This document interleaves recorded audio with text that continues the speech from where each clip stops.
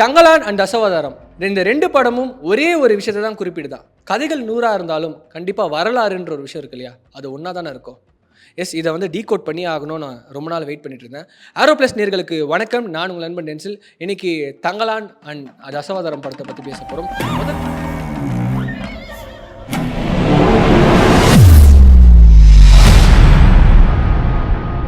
முதல்ல தங்கலான் அப்படின்ற ஒரு திரைப்படம் எல்லாரும் பார்த்துருப்பீங்க. பாரஞ்சித்தோட இயக்கத்தில் வந்து ஒரு திரைப்படம்.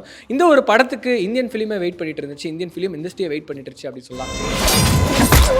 ஏன்னா விக்ரம் அவர்கள் ஒரு முன்னணி நடிகராக இருக்காரு, இந்த படத்தில் வந்து நடிக்க போறாரு, இந்த படத்தில் வந்து ஒரு வித்தியாசமான தோற்றத்தில் வந்து பண்ண போறாரு அப்படின்னு எல்லாரும் வெயிட் பண்ணிட்டு இருந்தாங்க. ஏன்னா இந்த படத்தோட எஸ்எஃப்எக்ஸ் ஆகட்டும், இந்த படத்தோட எடிட்டிங் ஆகட்டும், இந்த படத்தோட கிராஃபிக்ஸ் ஆகட்டும், இந்த படத்தோட டைரக்ஷன் ஆகட்டும், பாரஞ்சித் பற்றி பேசி ஆகணும். இஸ் எ மாஸ்டர் பீஸ் அப்படின்னு சொல்லலாம். ஏன்னா ஃப்ரம் த மெட்ராஸ், அட்டகத்தி, இந்த மாதிரி நிறைய திரைப்படங்கள் பண்ண பாரஞ்சித் அவர்கள் வந்து அவரோட படங்கள்னாவே எப்பவுமே பேசப்படும். அந்த படங்கள்ல வந்து சின்ன சின்ன அடிப்பட்ட மக்களோட வலியை வந்து பாரஞ்சித் அவர்கள் வந்து ஒரு படத்திலையும் வந்து சொல்லிட்டே இருப்பார் அப்படின்னு சொல்லலாம். இந்த வேலையை செய்யறதுக்கு நம்மளை விட வேற ஆளே கிடையாது. ஏன்னா நிறைய படங்கள், மெட்ராஸ் ஆகட்டும், அட்டகத்தி ஆகட்டும், கபாலி ஆகட்டும், நிறைய இடங்கள்ல வந்து பாரஞ்சித் அவர்கள் வந்து நிறைய விஷயங்கள் வந்து குறிப்பிட்டு சொல்லியிருப்பாரு. தங்கலான்லையும் அந்த மாதிரி நிறைய இடங்கள் இருக்கு. இந்த படங்கள்ல நிறைய வரலாறு இருக்கு அப்படின்னு வந்து பேசப்படுது. அதனால தான் நான் வந்து தங்கலான் இன்னைக்கு டீகோட் பண்ண போறேன்.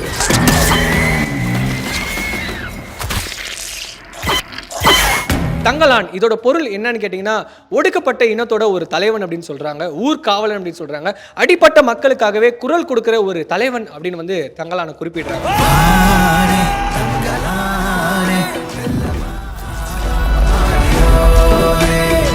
தங்கலானோட எக்ஸ்பெக்டேஷன் என்னவா இருக்கும் அப்படின்னா வந்து கோல்டு எக்ஸ்ட்ராக்ட் பண்ணுறதுக்காக இந்த அடிப்பட்ட மக்களை கூட்டு போகிறாங்க. அந்த அடிப்பட்ட மக்களுக்கு மேலே அராஜகம் பண்ணுறதுக்காக, அரசியல் பண்ணுறதுக்காக சில பேர் இருக்காங்க. அவங்கக்கிட்ட அந்த நகைகளை வந்து பறிக்கிறதாகட்டும், இல்லை அவங்கக்கிட்ட வந்து அடிமைத்தனத்தை பண்ணி அவங்கள அடித்து அவங்கள வேலை வாங்கி அவங்கக்கிட்ட இருந்து அபகரிக்கிறதுக்கு நிறைய பேர் இதில் செயல்படுறாங்க. அப்படி இருக்கும்போது தான் நம்ம விக்ரம் வந்து இந்த அடிப்பட்ட மக்களுக்கு ஒரு குரல் கொடுக்குற ஒரு தலைவன், போராளியாக இருக்காரு. அப்போது இந்த நடக்கிற அந்த அநியாயங்களை பார்த்த விக்ரம் அவர்கள் வந்து கேள்வி கேட்குறாரு, குரல் கொடுக்குறாரு, அடிக்கிறாரு. இந்த மாதிரி நிறைய விஷயங்களை வந்து இந்த படத்தில் இன்டென்ஸ்ஃபுல்லாகவே காட்டியிருப்பாங்க. கண்டிப்பாக நிறைய பேர் பார்த்துருப்பீங்க தங்கலான. சாவுக்கு துணிதானுக்கு மட்டும்தான் இங்க வாழ்க்கை. பாரஞ்சித்தோட படங்கள் அப்படின்னாவே ஸ்க்ரீன் பிளே ரொம்ப ஸ்ட்ராங்காக இருக்கும். ஜிவி பிரகாஷ் வந்து இந்த படத்தில் முதல் டைம் வந்து பாரஞ்சித் கூட ஒர்க் பண்ணுறாரு அப்படின்னு சொல்லலாம். அசுரனில் இந்த நிலம் அரசியல் சார்ந்த ஒரு திரைப்படம் தான் அசுரனும். ஸோ தங்கலானும் ஒரு நிலம் அரசியல் சார்ந்த ஒரு திரைப்படம் தான்.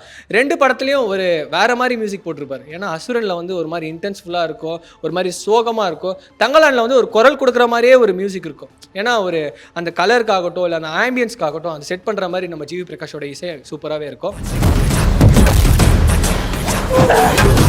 இவ்வளோ விஷயத்தை பற்றி சொல்லிட்டே இருக்கானே, விக்கிபீடியா மாதிரி ரிவ்யூ மாதிரி சொல்லிட்டே இருக்கானே, இதை டீகோடே பண்ண மாட்டானா அப்படின்ற கேள்விகள் எல்லாருமே நீங்கள் கேட்குறீங்க, நல்லாவே தெரியுது. ராமானுஜர் எல்லாருமே கேள்விப்பட்டிருப்பீங்க. மதத்துக்காகவே புரட்சி கொடுக்குற ஒரு தலைவர். இந்த புரட்சிகரமான பேச்சுகள் ஆகட்டும், இல்லை புரட்சிகரமாக இந்த மதத்துக்காக நடக்கிற விஷயங்கள் ஆகட்டும், அது ராமானுஜர் எப்பவுமே முன்னெடுத்து பண்ணுவார். வரலாறு இதுதான் தெரிஞ்சுக்கிட்ட ஒரு உண்மையை சொல்லாமல் இருக்க முடியுமா? கண்டிப்பாக சொல்லி ஆகணும் இல்லையா? ராமானுஜர் அவர்கள் வந்து இந்த சாமானிய மக்களை வந்து கோயிலுக்குள்ளே அனுமதிக்கிறாரு. அப்போ அந்த சைவர்களாகட்டும், இல்லை வைணவர்களாகட்டும், எல்லாருக்குள்ளேயும் ஒரு பெரிய சண்டை வருது. அந்த சண்டை வரும்போது எல்லாரும் ராமானுஜரை தேடுறாங்க. ராமானுஜர் ஏதாச்சும் பண்ணி ஆகணும், அவரை அடிக்கணும் அப்படின்னு தேடும்போது ராமானுஜர் வந்து ரொம்ப ஒரு பயத்தில் என்ன பண்ணுறாரு, கருப்பர்கள் கிட்ட போகிறாரு. கருப்பர்கள் கிட்ட போயிட்டு இந்த அடிப்பட்ட மக்கள் எல்லாருமே வந்து வேலை செய்வாங்க. அந்த மக்கள் எல்லாரும் ஒன்று சேர்த்து ராமானுஜர் என்ன பண்ணுறாரு, அவருக்கு ஆள் பலம் சேர்க்கிறாரு. ஏன்னா சைவர்கள் வைணவர்கள் இவரை அடிக்க தயாராயிட்டாங்க. ஸோ அதனால வந்து ஆள் பலத்தை தயாரித்து நம்ம வந்து ஒரு குரல் கொடுக்கலாம், நம்ம சைடில் இவங்களை வந்து நம்ம நிற்க வச்சுக்கலாம் அப்படின்னு ராமானுஜர் ஆசைப்பட்டு நிறைய பேர் நிற்க வைக்கிறாரு. நான் ஏன் ராமானுஜரை பற்றி தங்கலான் படத்தில் சொல்கிறேன் அப்படின்னா, கண்டிப்பாக அந்த தங்கலான் படத்தில் அவரோட ஹிஸ்ட்ரியை வச்சிருக்காங்க. நான் சொல்கிறேன் கேள்வி.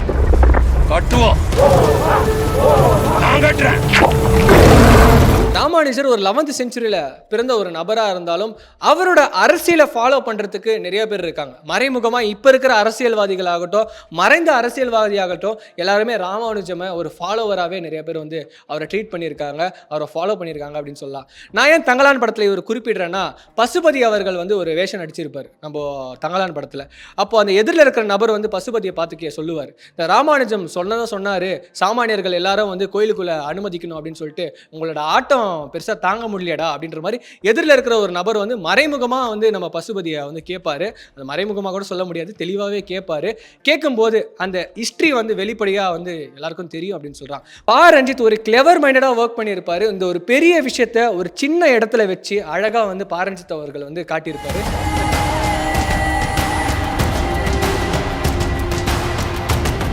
ஸோ பசுபதி கிட்ட அந்த எதிரில் இருக்கிற நபர் வந்து சொல்லும்போது பசுபதிக்கு உள்ள அந்த ஒரு விஷயம் வந்து பாதிக்கப்படும் அப்படின்னு சொல்லலாம். ஒரு மாதிரி அவர் ஃபீல் பண்ணுவார். ஸோ இந்த மாதிரி சாமானிய மக்கள் வந்து யாராவது கோயில் உள்ள போகிறாங்கன்னா அதுக்கு முழு காரணம் ராமானுஜன் அப்படின்னு வந்து அவர் சொல்லும்போது பசுபதிக்கு ஒரு மாதிரி ஃபீல் ஆகும். ஸோ அதை தொடர்ந்து தசவதாரம் படத்துலையும் வந்து இந்த ஒரு விஷயத்தை ராமானுஜன் பற்றி பேசியிருப்பாங்க. தசவதாரம் ஒரு பிரம்மாண்டமான ஒரு திரைப்படம்னு சொல்லலாம். KS ரவிக்குமாரோட இயக்கத்தில் வந்து உலகநாயகன் கமல்ஹாசன் நடிக்கிறாருன்னா அப்படியே எல்லாரும் வெயிட் பண்ணிட்டு இருந்த ஒரு திரைப்படம். தசவதாரத்துக்கு அவ்வளோ ஒரு ப்ரொமோஷன் கிடைச்சிச்சுன்னு சொல்லலாம். நிறைய பேர் வந்து அந்த ப்ரொமோஷனுக்காகட்டும் இல்லை அந்த படத்துக்காக வெயிட்டிங் ஆகட்டும், ஃபர்ஸ்ட் டே ஃபர்ஸ்ட் ஷோ ஆகட்டும், எல்லாரும் அவ்வளோ பேர் வெயிட் பண்ணிட்டு இருந்தாங்க. நானும் ஒரு நபராக சின்ன வயசில் வெயிட் பண்ணிட்டு இருந்தேன். 10 வேடங்கள் தசவதாரத்தில் நடிச்சிருப்பார் கமல்ஹாசன். ரொம்ப சூப்பராக நடிச்சிருப்பாரு. ஒரு டப்பிங்கும் வந்து அவ்வளோ கிளவர் மைண்டடாக நம்ம கமல்ஹாசன் அவர்கள் பண்ணியிருப்பாரு. ஸோ அந்த படத்தில் நிறைய ஹிஸ்ட்ரியும் சொல்லியிருக்காங்க. அந்த படத்தில் நிறைய சயின்டிஃபிக்கான நிறைய விஷயங்களும் சொல்லியிருப்பாங்கன்னு சொல்லலாம். தசவதாரத்தில் ராமானுஜன் இருப்பிடத்தை கூற மறுத்த கூறத்தாழ்வான் குருடான கதை தெரியுமல்லவா உனக்கு?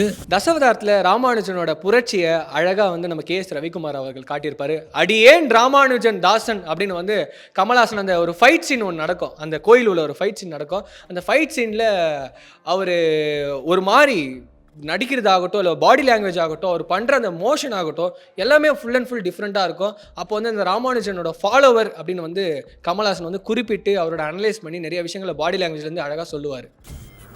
ராமானுஜர் இருப்பிடம் அடியேனுக்கு தெரியாது, தெரிந்தாலும் சொல்வதா இல்லை. கமல் அவர்கள் வந்து மறைமுகமாக அந்த குடிமையை தள்ளி தள்ளி நம்ம நெப்போலியன் அவரை வெறுப்பேற்றிட்டே இருப்பார்.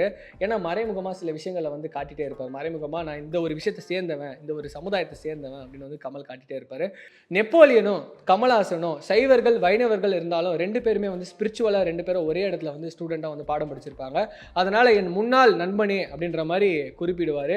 உன் தாலிக்கு உயிர் பிச்சை கொடுக்கிறேன், சிவனை வந்து நீ பெரிதாக சொல்லு அப்படின்னு சொல்லும்போது வந்து கமல்ஹாசன் என்னால் சொல்ல முடியாது, ஒரு பொழுதும் என்னால் எதுவும் பண்ண முடியாது அப்படின்னு சொல்லும்போது பக்கத்தில் இருக்கிற கமலோட குழந்தை வந்து அழுவாங்க.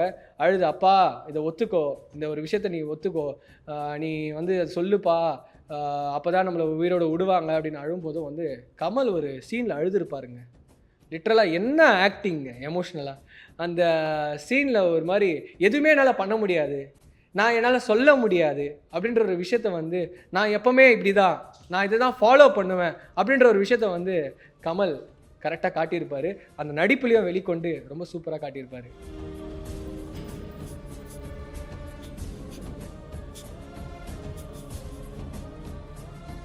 ஒரு பொழுதும் கமல்ஹாசன் அவர்கள் வந்து நான் சைவர்கள் இந்த பெருமையை வந்து நான் விட்டு கொடுக்க மாட்டேன், நான் எக்காரணத்துக்கோ வந்து மற்ற ஒரு மதத்தை பின்பற்ற மாட்டேன் அப்படின்ற ஒரு விஷயத்த வந்து எப்பவுமே ஸ்ட்ராங்காகவே இருப்பார் இந்த படத்தில்.